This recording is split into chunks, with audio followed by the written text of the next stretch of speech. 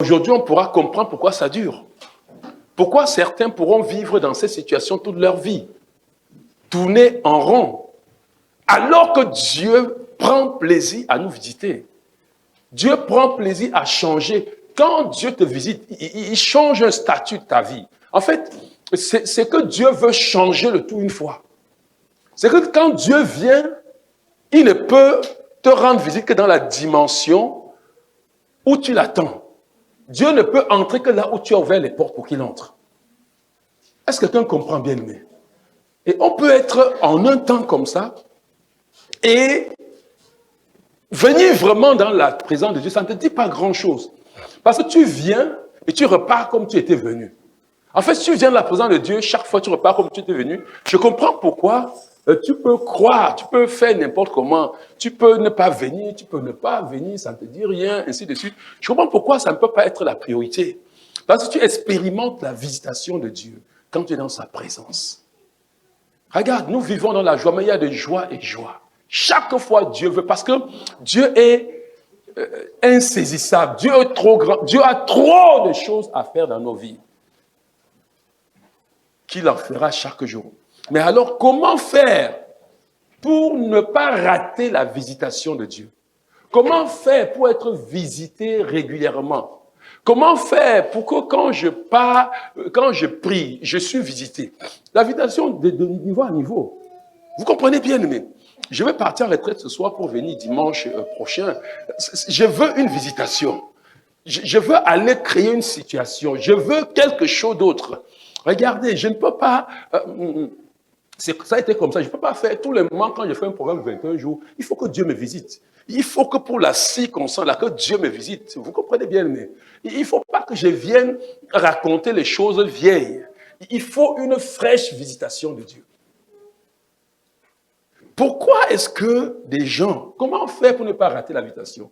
Pourquoi est-ce que tu ne languis pas d'aller en retraite? Peut-être parce que quand tu vas, tu n'es pas visité. Ou bien tu connais pas ce que c'est la visitation de Dieu. Mais nous allons voir des personnes qui n'ont pas été visitées, comprendre pourquoi ils n'ont pas été visitées et voir ce que nous devons éviter, ce que nous devons faire pour être visités par Dieu. Alléluia. Et je voudrais te dire ce matin, ne rate pas la visitation de Dieu.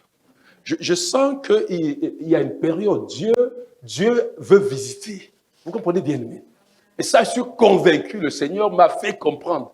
Dieu veut visiter. C'est-à-dire qu'en ce mois de janvier, Dieu veut te visiter. Et je ne voudrais pas que tu rates la visitation de Dieu. On ne peut pas vivre sa vie écoutée. Tu ne peux pas vivre ta vie. Ma vie ne peut pas être la même chose. Ce n'est pas possible. Avec Dieu, ce n'est pas comme ça. C'est de gloire en gloire. La gloire dans laquelle Dieu veut nous amener est tellement grande que nous pouvons grandir, aller tous les jours de gloire en gloire. Pendant tout le temps, on ne pourra pas. Parce que tu vas quitter cette terre sans atteindre la statue parfaite. C'est trop glorieux. Alléluia. Comment faire pour ne pas rater la visitation de Dieu? Ne rate pas la visitation de Dieu. C'est de cela que nous allons parler ce matin. Ne rate pas la visitation de Dieu. Alléluia. Je veux que tu te disposes de telle manière à être visité chaque fois par Dieu. Nous allons lire un texte dans le livre de Luc, chapitre 19, versets 41 à 44, qui va nous servir d'appui pour ce matin. Luc, chapitre 19, versets 41 à 44.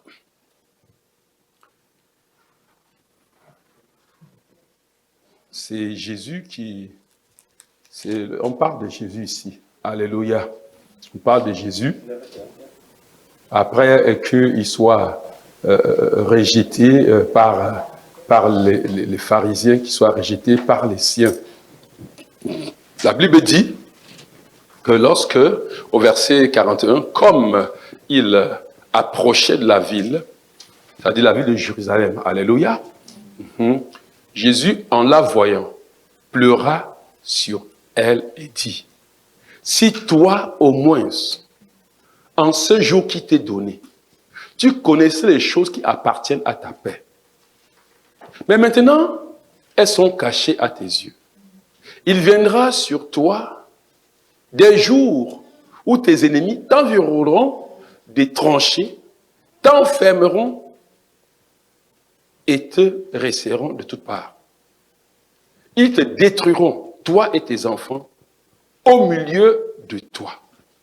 Et ils ne laisseront pas sur toi pierre sur pierre, parce que tu n'as pas connu le temps de ta visitation. Tu n'as pas connu le temps où tu as été visité. Et c'est vrai. Et vous savez, non, écoutez, aïe, si vous savez ce qui est passé à Israël après la mort de Jésus, quand Jésus soit parti,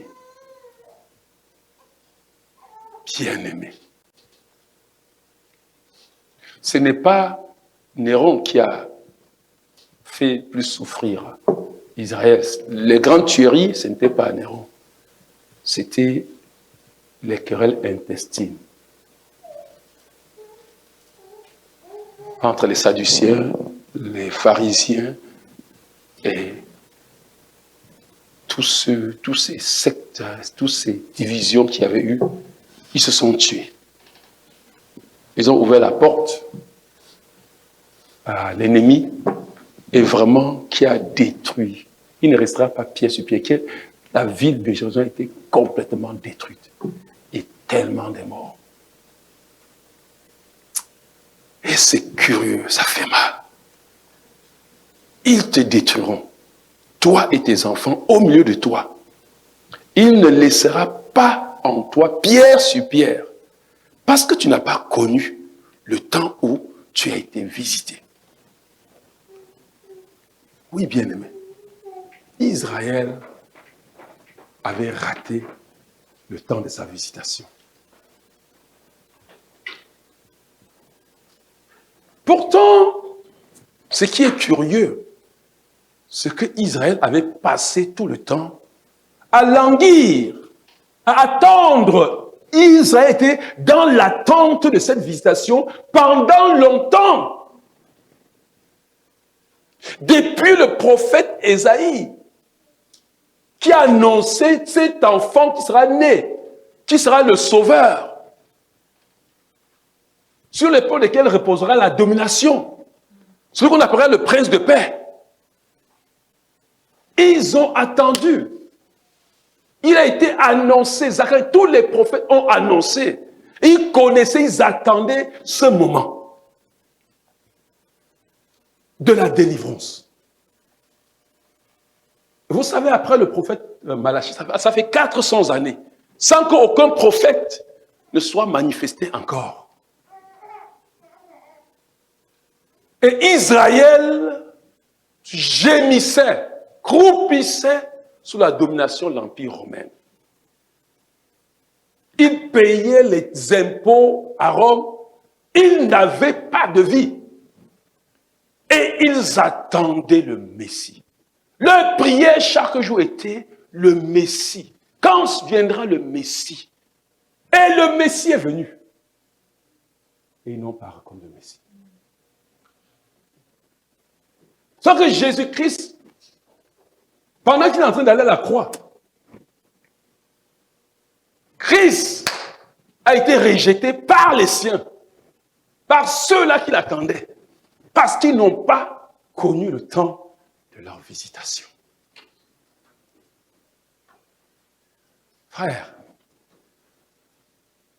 il y a des visitations dans ta vie que tu rates et ça prend du temps. Ce Messie, ce Jésus-Christ, vous voyez, est né parmi eux, a grandi parmi eux. Il a fait plus de 32 années. Ils étaient avec le Messie, avec leur Sauveur. Et le Sauveur est parti. Ils sont restés dans l'esclavage. De manière générale, la nation d'Israël a rejeté Christ. Ceux qui ont cru en Christ, là, c'était simplement des particuliers. Et bien aimés, nous sommes vraiment curieux. Mais qu'est-ce qui les est arrivé? Qu'est-ce qui se passe? Jésus dit une chose. capitale. La seule chose à laquelle nous allons nous focaliser aujourd'hui.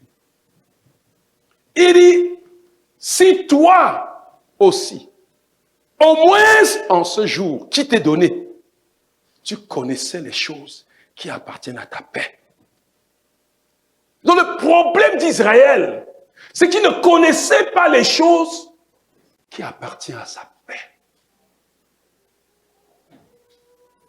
Frère, vous pouvez vous imaginer que jusqu'aujourd'hui, ça fait 2000 ans que la nation Israël souffre pour n'avoir pas connu le temps de la visitation.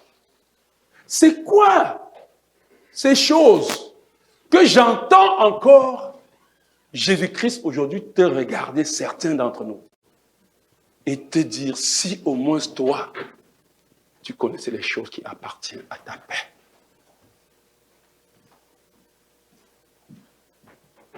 Peut-être je pourrais vous situer, c'est un contexte trop large, mais je vais vous situer dans un petit contexte rapproché pour que vous compreniez en fait ce qui se passe.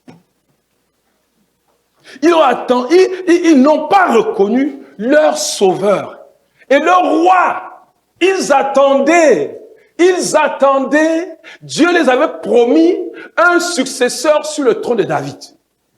Ils savaient qu'il y avait un roi davidite qui arrivait, qui était Messie, qui est Messie, mais sauveur. Christ loin, celui qui viendra les délivrer. Et en ce moment ici, sous la domination de l'Empire romain. Et d'ici, au moins, en ce jour qui t'est donné, tu connaissais les choses qui appartiennent à ta paix. Mais maintenant, elles sont cachées à tes yeux.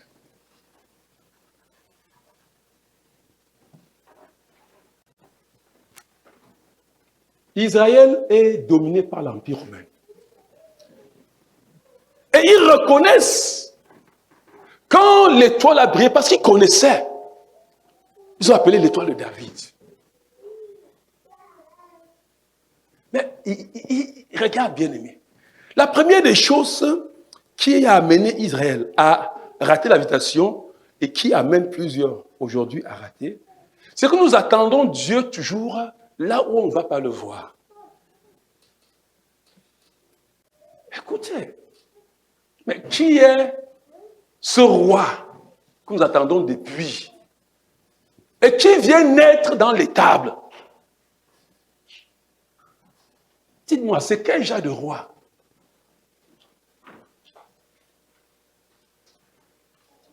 On aurait pensé qu'il allait naître au palais. Mais il pas naître. Voilà la première chose. C'est que la plupart du temps, nous attendons Dieu, pas dans le son. Ça dit que nous attendons Dieu pas là où on peut le voir. Mais eux, au moins, ils attendaient. Ils languissaient. Mais seulement, il est venu premièrement d'une manière très peu inattendue. Il a grandi de manière, d'abord, vous vous rappelez, lorsqu'on est venu même dire à Philippe, on est venu parler, quand on est venu parler à Nathanaël, on est venu parler du Sauveur. Vous savez, vous vous rappelez ce qu'il a dit, mais tu me dis même, c'est Jésus de Nazareth là, depuis quand quelque chose de bon est sorti de Nazareth? Ah! Quelque chose de bon peut sortir à Nazareth. On attend un sauveur. Toi, tu viens me parler d'un enfant qui est sorti de Nazareth. On connaît Nazareth ici, bien aimé. Tout ce qui sort de Nazareth n'a jamais été bon. Tu viens me dire que le sauveur... Et Nathanaël est parti quand même. Il arrive.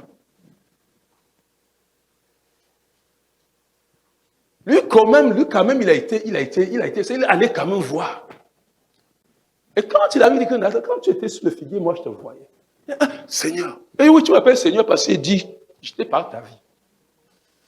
Mais beaucoup l'ont rejeté. Le véritable problème qu'ils ont rejeté, c'était même pas trop qu'il soit né dans l'étable, ou bien qu'il soit sorti de Nazareth. Parce que c'était quand même des facteurs qui ont contribué. Mais ce n'est pas de ça que Jésus-Christ les reproche ici. Il dit que vous ne connaissez pas ce qui contribue à votre paix. Si tu connaissais les choses qui appartiennent à ta paix, ils ne savaient pas les choses qui appartiennent à leur paix. Pourtant, comprenez pourquoi Jésus dit ça. Ils n'avaient pas la paix, parce qu'ils étaient oppressés par l'Empire romain. D'abord, Jésus-Christ arrive, mais écoute, attends, ce monsieur-là, on dit qu'il va venir nous sauver. Où est même son armée? C'est quel genre de roi? Il vient nous trouver sur la domination romaine. Il nous demande de payer l'impôt à César encore. Vous vous rappelez? En fait, Jésus a fait tout de manière contradictoire à ce qui était le principe. Jésus leur dit que, écoute, il dit l'impôt, il dit payez l'impôt à César. Il a pris la Bible, mais c'est la photo de qui est sur ça? Il s'est dit, mais donnez à César ce qui est à César et ce qui est à Dieu à Dieu. C'est vrai que les gens n'ont pas compris très bien cette histoire-là.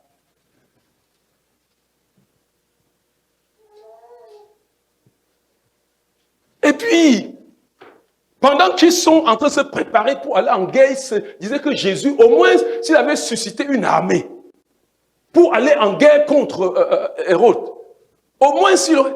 D'accord, il dit que si on te gifle la joue droite, dans la joue gauche. Mais c'est qui ça? On nous domine. Et puis tu dis que on se met gifle la joue droite et dans la joue gauche. Mais ça, c'est quel cas? Tu vas vraiment nous délivrer de l'emprise de Rome là? Donc à la fin, c'était agaçant. Justement parce qu'ils ne savaient pas les choses qui appartiennent à leur paix. Jésus était venu les délivrer, bien entendu, de l'emprise, de tout esclavage, de toute oppression. Mais alors, ils ne savaient pas vraiment comment est-ce que Jésus délivre. Ils ne savaient pas comment Jésus se manifeste. Ils ne savaient pas quelles étaient les méthodes, quelle était la manière de le faire. Et en fin de compte, ils se sont dit, mais lui là, il ne peut pas nous servir à grand-chose. Nous préférons encore Barnabas. Parce que Barnabas n'était pas en prison parce qu'il avait volé. Vous savez ça? Non, Barnabas était en prison parce qu'il s'était levé contre les Romains. C'est les Romains qui l'ont mis en prison. C'était ce qu'on appelle, on peut appeler aujourd'hui un patriote. Mais il avait sa manière de lutter. Il voulait lutter contre les Romains, il voulait lutter contre les Romains, oui. Il s'est levé contre les Romains, il a tué les Romains parce qu'il ne voulait pas qu'on paye l'impôt. Il en avait marre de l'oppression des Romains. C'est pour ça que quand on met Jésus et Barnabas, il préfère Barnabas. Au moins, celui-là ne viendra pas nous dire que nous allons payer l'impôt à César. Il s'oppose à payer l'impôt à César.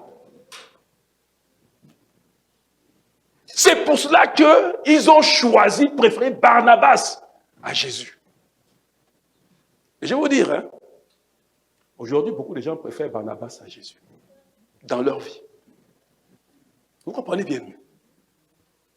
Les gens préfèrent, comment tu as des frères à l'église? Tes bons amis sont des non-croyants. Ah! Tu fais quoi les Barnabas? Non, bien-aimé. Regardez. Ce n'est pas qu'ils n'avaient pas soif de la délivrance. Ce n'est pas qu'ils n'étaient pas oppressés. Mais ils ne savaient pas vraiment ce qui contribuait, ce qui entrait, ce qui contribuait à leur paix. Bien-aimé. La paix, tu ne vas pas l'avoir si tu ne payes pas le tribut à César. Ce n'est pas ça qui donne la paix.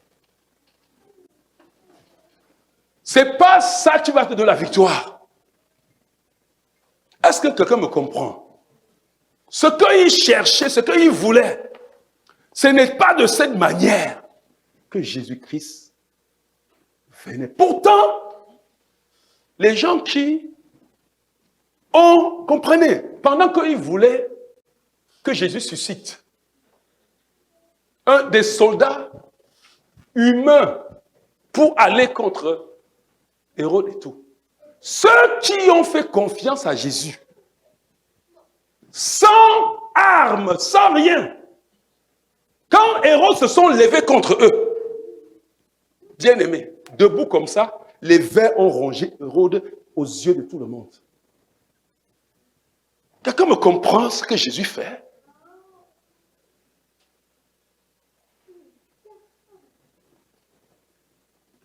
Et bien aimé, je voudrais te dire, ça c'est une saison. Je dis que Dieu veut visiter. Écoute, tu ne peux pas venir devant Dieu 21 jours dans le jour de la prière, Dieu ne te visite pas. C'est que tu as un problème. C'est que tu es comme ces Israélites. Première des choses, ce que je sais pour beaucoup, et ça je faisais des choses comme ça. Quand on dit 21 jours là, quelles sont tes attentes? Est-ce que tu attends même Jésus? Est-ce que tu attends quelque chose? Qu'est-ce que tu attends? Au moins eux, ils avaient un pas que beaucoup de chrétiens n'ont pas aujourd'hui. Non, beaucoup ne s'attendent même pas. Beaucoup, quand tu viens à l'église, quand tu es venu au culte aujourd'hui, qu'est-ce que tu attendais de Jésus? Tu attendais quoi? Est-ce que tu avais une attente? Eux, au moins, ils avaient une attente. Ils savaient qu'il y a un Messie qui va arriver. Qu'est-ce que tu attends? Et ceux qui attendent, qui ont quand même des attentes, bah je vous dis, je sais de quoi je parle. Il y a des gens qui prient. Ils prient. Tu vois, tu peux interroger quelqu'un qui a prié là, et qu'on a prié pendant tout ce temps, on a prié même IPP là. Si tu lui dis qu'on est en train de frapper dessus longtemps, il ne va même pas dire. Parce qu'il prie même en dormant, il prie, il est en train de faire telle chose. Il prie, sa tête n'est pas juste, il n'attend rien. Non, écoute, si tu n'as pas des attentes, rassure-toi, tu n'auras rien.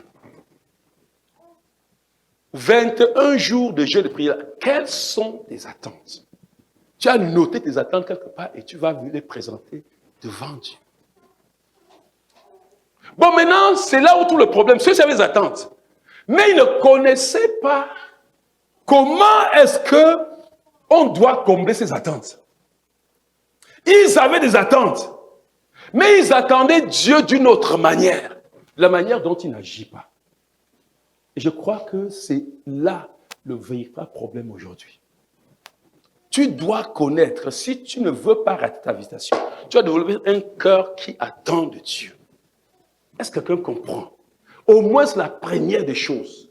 Tu vas développer, ne viens pas, ça veut dire que tu ne viens, même le peur de soupirer que non, je vais expérimenter une exaltation, bien un extase pendant la louange. Il faut que je laisse mon esprit saisi par la louange. Je vais expérimenter cette folie devant Dieu. Même ça, non. Attends. Quand tu venais ce matin, est-ce que tu as prié et dit, Seigneur, je veux que tu me parles particulièrement pendant aujourd'hui. Je ne veux pas rentrer, tu n'as pas parlé. Tu as dit au moins ça. C'est où ça commence.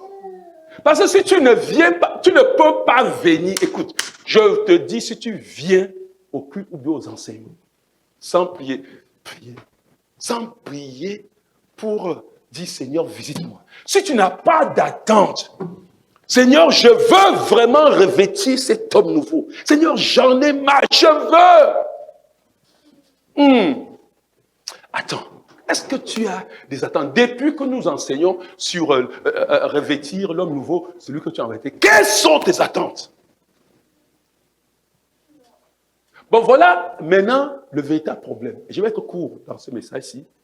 Voilà le véritable problème. C'est que les gens ne savent même pas. Ils ne savent pas ce qui appartient à leur Père. Le problème de la paix, qu'est-ce que Jésus... Je vais vous dire une chose, nous avons vu ça. Romains chapitre 14, verset 17. Je lis dans version Semeur. Car le règne de Dieu ne consiste pas à réglementer le manger et le boire. Mais c'est par le Saint-Esprit à nous rendre justes. Mais par le Saint-Esprit à nous rendre justes et à nous donner la paix et la joie. Le royaume des cieux, dans version Louis II, ne consiste pas au manger et au boire. Il dit ici, car le règne de Dieu ne consiste pas à réglementer le manger et le boire, mais par l'Esprit Saint à nous rendre justes et à nous donner la paix et la joie. Viens, montre-moi. Va faire un examen. Tu vas te rendre compte que la plupart des choses que tu viens dans le royaume de Dieu avec, c'est pour réglementer le manger et le boire. Non, mais le royaume, c'est pas ça. Non. Non pas que le manger et le boire, Dieu ne connaît pas ça. Manger, c'est tout ce que vous apportez. Je veux un travail, je veux la maison, je veux un mari, Seigneur, j'ai l'hypothèque, il faut que je paye l'hypothèque. Seigneur, il faut que j'envoie l'argent à ma famille. Ça, c'est les choses que Dieu dit, le manger et le boire. Il dit, le règne de Dieu. Je ne suis pas mort pour le manger et le boire. Je ne suis pas mort pour ça. Le manger, le boire, c'est ce que tout le monde peut avoir. J'ai plus que le manger, le boire à vous donner. Est-ce que quelqu'un comprend? Tout problème, c'est réfléchir. Je vais faire comment pour travailler? Je vais faire comment pour avoir l'argent? Je vais faire comment pour... C'est quoi ça? C'est la même chose qui a tué Israël. Nous allons faire comment pour sortir du joug de Ah, nous ne devons plus donner nos impôts. Oh, il a pris nos terres. Et Jésus, à un moment, a été exaspéré. Il dit, mais non, cherchez-moi d'abord le règne de Dieu. Le règne de Dieu dans ta vie va t'apporter de manger le bois comme tu ne peux pas imaginer. Le manger le bois, que tu n'as pas le règne de Dieu, Satan te joue avec ça. Mais quand tu as le règne de Dieu, le manger le bois est permanent dans ta vie. Est-ce que quelqu'un me comprend?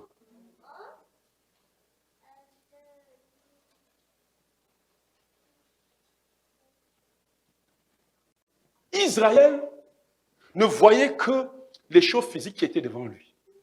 Il fallait qu'on règle le problème de cet homme. Il fallait qu'on le règle par les moyens physiques.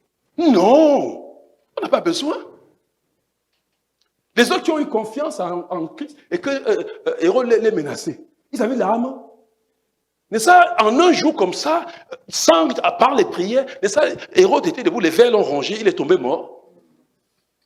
Mais s'il fallait une armée, tu allais avoir quelle armée pour traverser? Ça allait d'abord être C'est le genre de combat qu'on te donne sans que tu souffres. Mais toi, tu veux souffrir. Tu laisses, tu cours, tu abandonnes le règne de Dieu dans ta vie. C'est ça Israël. Si Israël avait pris le règne de Dieu, la puissance bien-aimée, que tu n'as pas besoin de physique, tu as besoin d'une parole, et puis tout est détruit. Comment est-ce que nous devons comprendre ça? Le règne de Dieu, nous rendre justes, faire de nous, le Saint-Esprit pour faire de nous sa justice. Nous rendre justes, c'est-à-dire, juste, écoute bien aimé, c'est le grand domaine du règne. Le grand domaine de l'influence. Paul dit chercher vraiment le règne et la justice. C'est ça que le Saint-Esprit est venu faire. C'est ça qu'il est venu faire, vous rendre juste. Ça veut dire que quoi? Qu'il fait en sorte que tu deviennes la norme de Dieu. C'est-à-dire que le Saint-Esprit te rende de manière que quand tu as dit une chose, c'est un décret qui est signé et ça s'applique. Est-ce que quelqu'un me comprend? Que tu n'as pas besoin de dire, mais tu as besoin seulement de soupirer après. Et puis ça se manifeste. Mais tu veux quoi?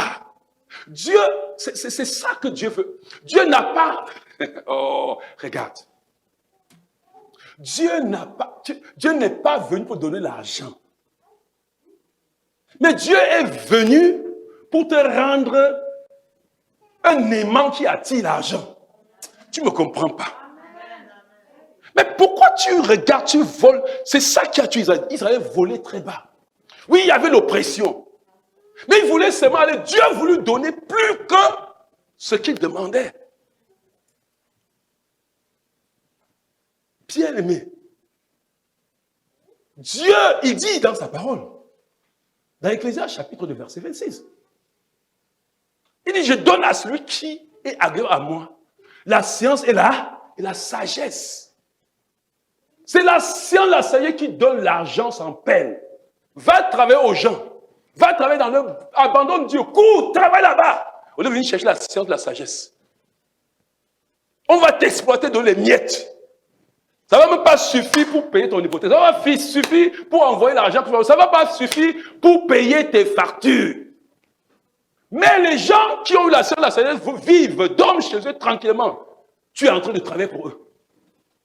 Dieu dit, je donne aux gens qui sont agréables. Les gens qui sont agréables à moi sont les gens qui cherchent vraiment le royaume, mon règne dans leur vie. Je suis venu pour régner dans ta vie. J'ai de mon business à faire. J'ai besoin de ta vie. Je veux régner dans ta vie. Et pendant que tu me donnes ta vie, je règne dans ta vie. Tu as tout ce que tu veux.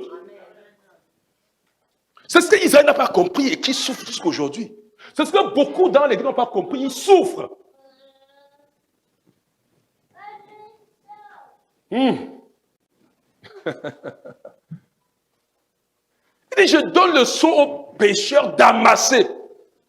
Toi, tu es devenu aussi. Tu amasses pour donner aux pécheurs, frère, ma soeur. Tu amasses pour donner aux pécheurs. C'est-à-dire que tu sues ta vie pour le pécheur, prends les bénéfices, donne les miettes.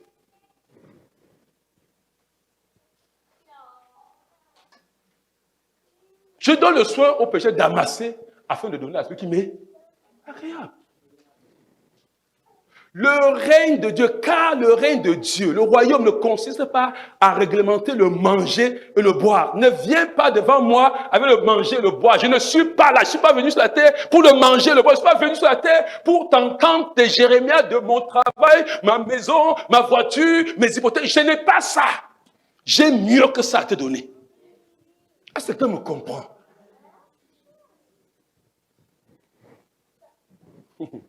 Regarde. Je vais te choquer. Dieu ne vient pas pour que tu pries pour lui, pour avoir un mari, pour avoir une femme. Non! Non! Dieu vient, toi homme, te donner ce qui en toi va gagner cette fille et la maintenir. Tu es en train de vouloir la femme. Dieu regarde, tu n'as rien qui va gagner cette femme. Tu n'as rien pour maintenir cette femme. Il vient te donner plus que ce que tu veux. Oui. Dieu veut te mettre l'amour dans ton cœur. Cet amour va gagner cette femme. Cet amour va faire que cette femme-là marche comme tu veux.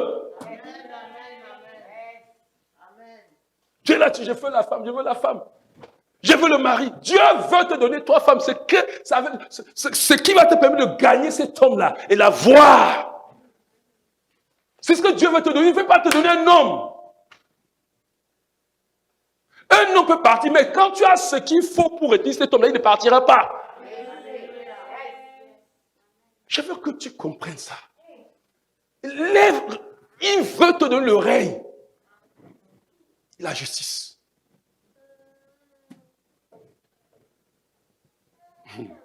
Bien aimé, en cette saison,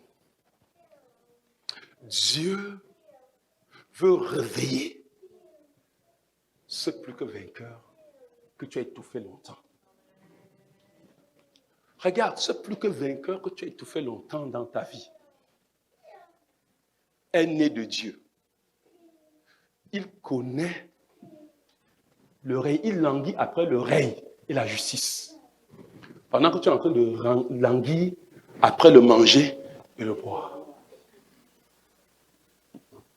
Dieu veut que tu enlèves tes yeux, enlèves ton temps. Vous savez,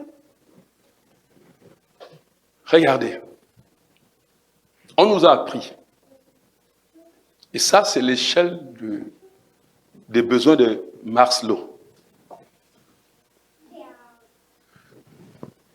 Il y a les besoins primaires, les besoins secondaires et les besoins élevés.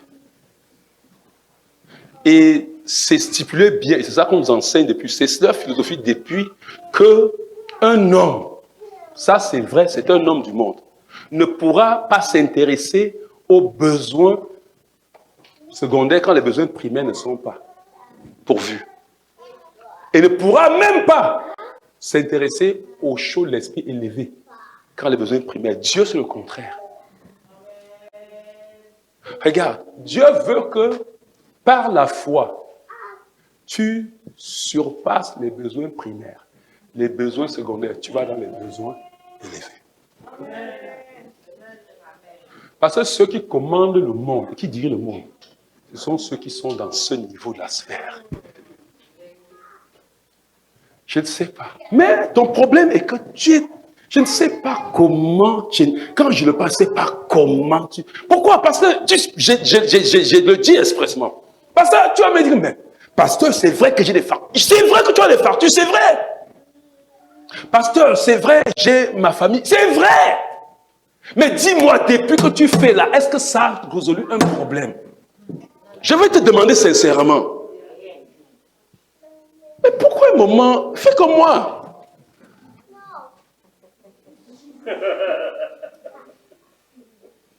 Non, écoute. Fais comme moi. Écoutez. Oh. Je voyage pour aller dans mon pays. I don't care. Si j'ai l'argent, c'est bon. J'ai pas, je m'en fous. Je ne suis pas là pour plaire aux hommes. Est-ce que quelqu'un comprend? Quand tu dis que je n'ai pas la maison, je fous quoi? Je n'ai pas la maison, me fais quoi? Je ne veux pas plaire aux hommes. Est-ce que quelqu'un comprend, bien aimé? Dieu donne la maison. Dieu donne. Je n'ai pas acheté de terrain, j'ai un terrain au diable. Je n'ai pas acheté. S'il ne construit même pas, je ne vais pas prendre. Vous croyez que je vais réfléchir à souffler que je vais construire dessus? Regarde. Dieu a dit que, bien aimé, il dit que amasser les trésors, hausser là où la rouille, les bandits n'atteignent pas. Dis-moi, si l'heure la mort sonne, tu vas partir avec quelque chose. Pourquoi tu t'inquiètes?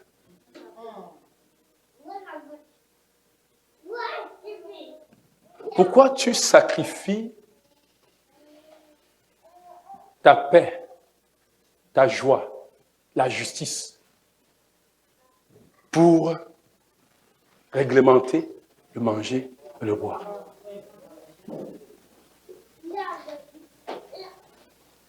Bien-aimé, ne rate pas ta visitation. Et Dieu veut te visiter. Dieu va faire quelque chose d'exceptionnel dans ta vie. Ne rate pas pendant ce mois de janvier. Dieu veut faire un déclic. Vous comprenez bien, aimé? Il faut savoir, regardez. Je rendais témoignage ici à la nuit, à la veillée là. Il faut, à un moment, quitter. Ma femme, on va quitter le travail. Elle dit que ça me sied pas. Je ne veux pas ce genre d'esclave. Je ne veux pas ça. Sans savoir où elle partait. On n'a pas besoin, bien aimé. Il faut chercher. Regarde. Il y a des choses, quand ça te gêne, ça te met mal à l'aise. Bien aimé. Notre Père, l'or et l'argent lui appartiennent. Pourquoi tu peux sacrifier? Et je vais vous dire une chose. Tu ne vas pas, jusqu'à ce que tu lâches, jusqu'à ce que tu enlèves les yeux, jusqu'à ce que tu quittes, tu enlèves ton regard sur réglementer le manger, le boire. Bien aimé, tu ne vas pas voir la justice, ni la paix, ni la joie. Ces choses-là vont te voler ta paix, vont te voler ta joie. Vrai ou faux? Ça va te voler ta joie. Dieu veut, et je vais te dire, Dieu veut réveiller le plus que vainqueur qui longtemps a sommeillé en toi, en cette année. Regardez. Pourquoi Dieu veut le réveiller? Ni Dieu, ni même ses anges ne peuvent pas intervenir directement sur la terre ici des vivants. S'ils le font, ils vont être illégaux. Oh, Dieu, c'est l'administrateur, c'est le législateur qui ne peut pas être illégal. Je suis en train de te dire, ce que tu cries, comprends-moi, ce que tu cries, écoute-moi, à Dieu intervenir là, ce n'est pas Dieu qui va intervenir. Dieu a suscité un plus que vainqueur qui vit en toi. Dieu a suscité, a créé un homme dans une justice et une sainteté parfaite que produit la vérité qui gémit depuis à l'intérieur de toi, que Dieu veut utiliser pour manifester sa gloire sur la terre. Est-ce que quelqu'un comprend? La réponse à toutes les prières que tu adresses, que tu pleures est en toi et que tu es en train d'étouffer. Dieu ne va rien faire dans ta vie, il va utiliser quelqu'un comme moi qui a laissé cet homme-là surgir pour parler dans ta vie, ça se manifeste. Dieu ne va pas descendre. Écoute, si nous ici tous là, personne ne veut chercher Dieu, vous n'allez rien avoir, personne n'aura rien. Parce que Dieu, tu es la main de Dieu, je suis la main de Dieu, je suis la bouche de Dieu. Mais Dieu veut donc que ce plus que vainqueur, ce champion, cet homme pour lequel il a souffert à la croix pour susciter dans la naissance nouvelle, qui souffre en toi, que cet homme-là se réveille pour que, au travers de cet homme, il domine sur la terre. Mais toi, tu étouffes. Tu n'es pas là pour chercher la justice. Tu n'es pas là pour chercher la paix, la joie. Il est étouffé. Tu es enfant de Dieu. Te voilà, tu es diabète, tension. Mais, frère, ça vient où? Inquiétude, oppression. Ça vient où? Je vais vous dire. Le monde, ce que tu ne sais pas, c'est que le monde court après la justice, la paix et la joie. Frère, c'est que tu ne sais pas, parce que toute leur finalité, vous voyez, qui cherchent la paix. Écoute, qu'est-ce que Dieu va faire? Seigneur, ouvre leurs yeux pour qu'ils voient que ce que le monde cherche, le monde n'a jamais eu, mais tu veux lui donner. Dieu veut te donner. La justice. Pour que tu déclares, quand tu ouvres ta bouche, tu sais un décret, le ciel se met. Regarde, Dieu ne va pas intervenir. Jusqu'à ce que cet homme nouveau-là, qui est l'habitation du Saint-Esprit. Vous voyez que le Saint-Esprit est venu habiter en nous pour faire quoi? Mais oui, pour faire quoi? Bien-aimé. Mais cet homme, tu casses ta... Je rêve toujours et je dis, en fait, tous les hommes qui sont vraiment riches dans la paix, sont les enfants de Dieu. Oui. Et Dieu suscite toujours. C'est-à-dire que les gens vont amasser et venir déposer à nos pieds. 21 jours de jeûne-ci et de prière, bien-aimé. Tu ne vas pas laisser passer cette occasion. Est-ce que quelqu'un comprend?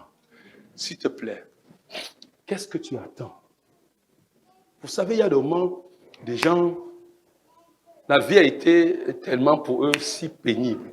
Ça dit qu'ils sont tellement dans un engrenage qu'ils n'attendent plus grand-chose. Qu'ils sont incapables de se détacher pour demander à Dieu, je veux la justice, la paix et la joie.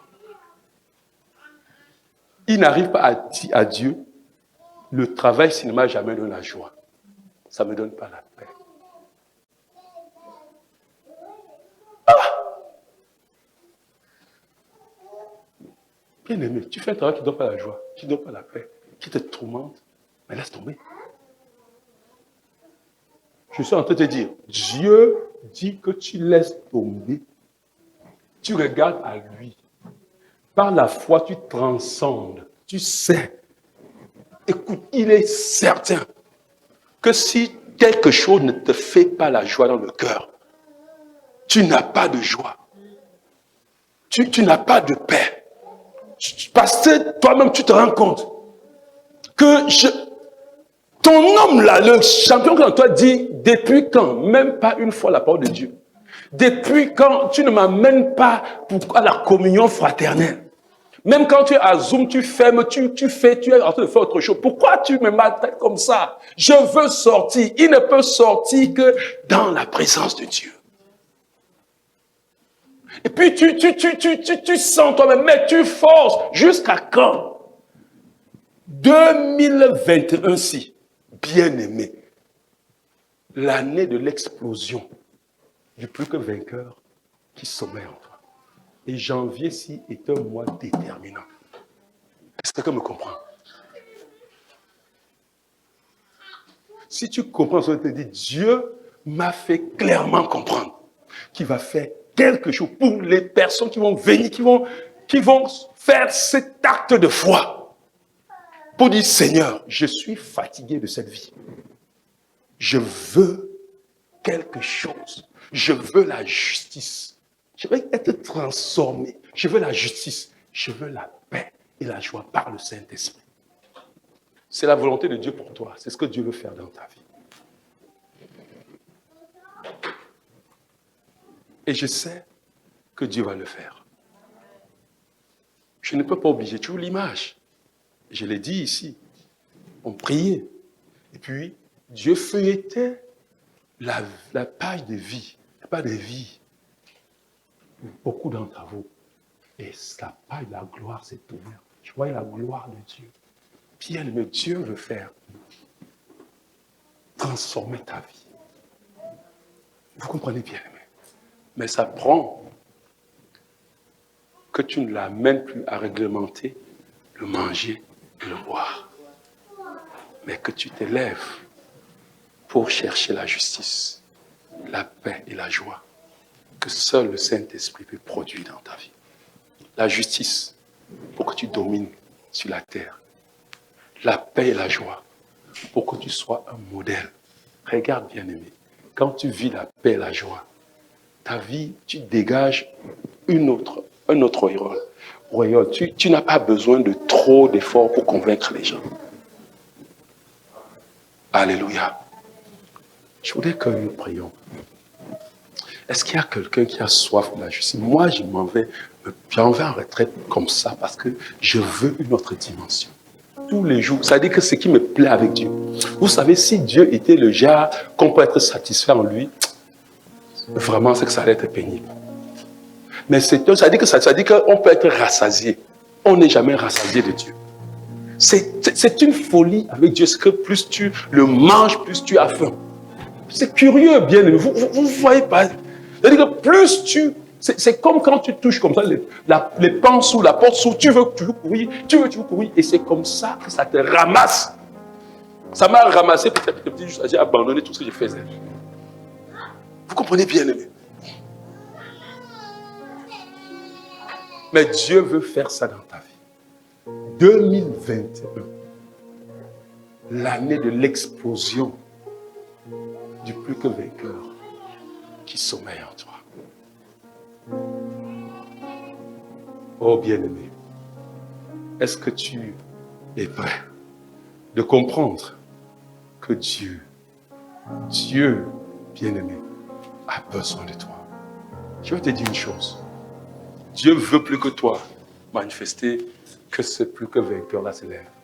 Dieu veut se manifester sur la terre. Et ce n'est pas ton être qui veut réglementer le manger, le boire, qui va amener la gloire de Dieu à se manifester. C'est l'homme nouveau que tu étouffes dans ta vie. C'est lui que Dieu veut réveiller en cette saison. J'ai dit qu'il veut le réveiller plus que toi. Il faut simplement qu'aujourd'hui tu dis à Dieu, Seigneur, cet homme nouveau-là, c'est plus que vainqueur, va, sauf que ça a explosé. Est-ce que tu comprends bien?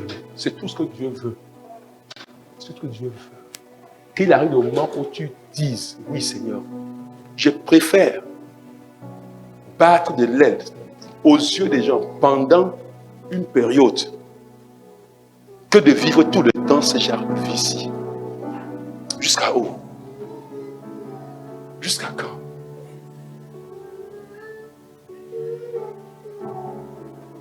que quelqu'un veut parler à Dieu, bien-aimé? Oh, parle à Dieu, bien-aimé. Oh, Seigneur, Seigneur. Seigneur, mon Dieu. Oh, éternel. Oh, Père Tout-Puissant. Oh, Père Tout-Puissant. Oh, Seigneur.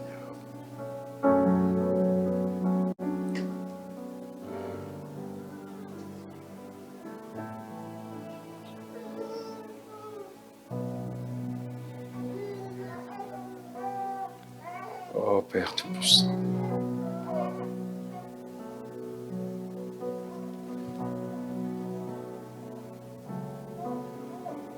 Oh, Père. Bien-aimé, il ne faut pas regarder ces choses comme si c'était difficile, loin. Tu te regardes et tu te dis, est-ce que j'y arriverai? Seigneur, je me suis trop éloigné. Seigneur, je me suis trop égaré. Je veux te dire que c'est pour toi que Dieu parle. Tout ceci n'est pas par ta force, mais c'est par la grâce de Dieu. Écoute, le plus que vainqueur qui veut sortir là, il est saint et irrépréhensible. Le plus que vainqueur que tu étouffes en attendant les accusations du diable non-sens, te faisant croire que tu n'es pas agréable à Dieu. Regarde, tu n'es pas agréable à Dieu par rapport à ce que tu as fait. Tu es agréable à Dieu par rapport à ce que Christ a fait au bois du Calvaire. C'est pour ça que Dieu veut que tu laisses la première étape là et que tu regardes à l'étape supérieure. Peu importe ce que le diable est en train de te dire. Je veux que tu dises avec moi, merci Seigneur, parce que tu m'as revêtu des vêtements de justice. Vêtements royaux qui me donnent d'entrer dans ta présence, qui me donnent d'entrer dans la salle du trône, qui me donne, Seigneur, de m'asseoir sur le trône de victoire avec toi. Vêtements d'autorité qui n'est qu'un don gratuit, mais qui a coûté ta vie, Seigneur. Vêtements d'insigne d'autorité qui me donne de régner.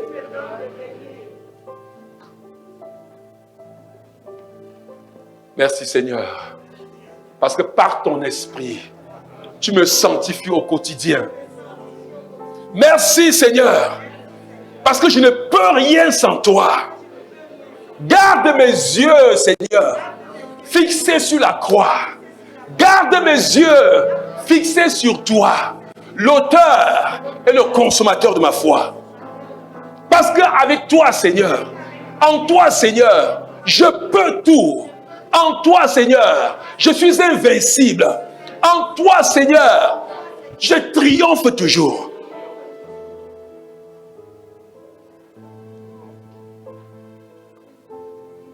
Oh Seigneur Dieu.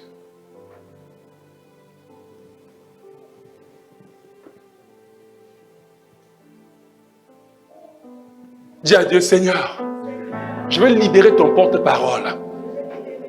Seigneur, je vais libérer le géant qui sommeille en moi.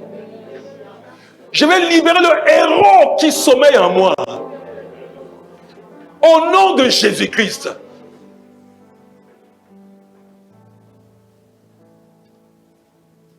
Oh Père.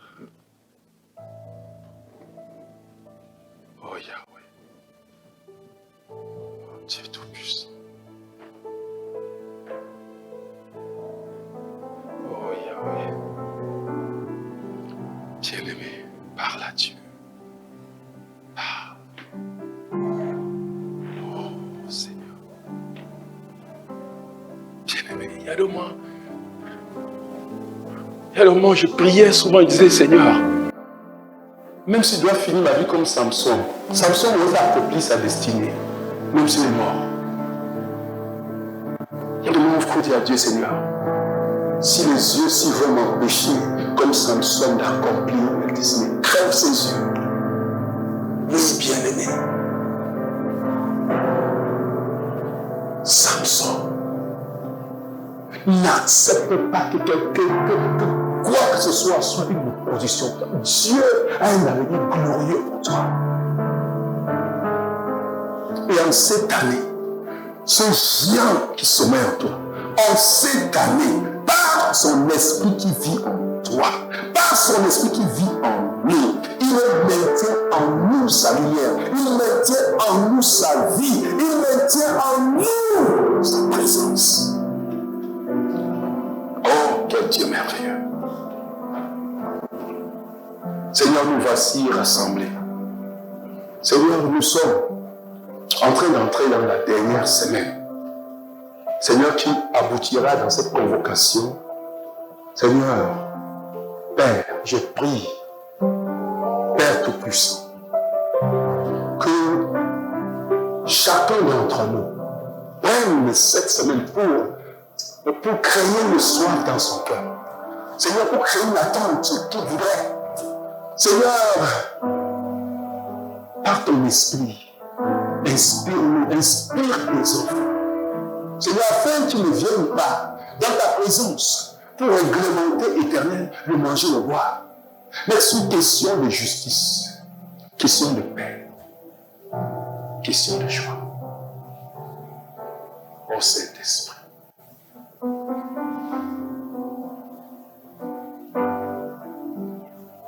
Seigneur, je t'en supplie, mais la soif de ta parole. Seigneur, c'est là où nous te rencontrons, c'est là où nous te découvrons, c'est là où nous découvrons qui nous sommes, c'est là où nous découvrons, Seigneur Dieu, Papa, Yahweh, c'est une supplication.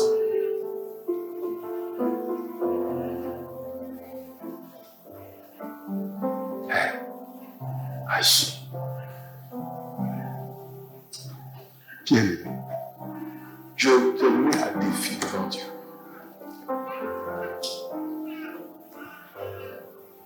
Prends une décision dans ton cœur. Décide. Sois fatigué. Et dis à Dieu que tu es fatigué. Tu veux être le géant. Fais comme je devais me rendre compte, Gédéon. Fais comme Gédéon. Quand tu vas passer le 22 jours là, fais comme Gédéon. Et tu vas voir tout Madian, tout Amalek et les fils d'Orient qui ont pris ta vie, qui veulent voler la bénédiction de Dieu dans cette nation, seront écrasés au nom de Jésus-Christ. Nous allons les écraser. Seigneur, merci pour tes enfants. Seigneur, merci pour Seigneur, ces cœurs qui languissent. Père, bien-aimé, je ne sais pas ce qui se passe, mais je vois toujours. Seigneur, c'est pas qui est ouvert dans ta vie, cette gloire qui va exploser, bien-aimé. Écoute-moi, cette année 2021, 365 jours de victoire chaque jour. Lui qui nous fait toujours triompher. Il repart parmi l'odeur de sa connaissance. À nous de triomphe. Seigneur, merci. Par ton esprit, saisis-nous. Par ta présence manifeste. Révèle-toi. Ouvre nos yeux. Cette soif, ce désir. Et qu'à retour, Seigneur, ton nom soit magnifié. Au nom de Jésus-Christ. Amen. Bienvenue à la mission du Plein Évangile Canada. Une église qui suscite une génération de vainqueurs. L'église des vainqueurs en Jésus-Christ. Tu vas retrouver des enseignements profonds, une famille qui t'attend et bien plus encore. Rejoins-nous chaque dimanche à 9h. Tu es bienvenu parmi nous. C'est un rendez-vous. Tu as des questions, tu souhaites nous contacter? À bientôt.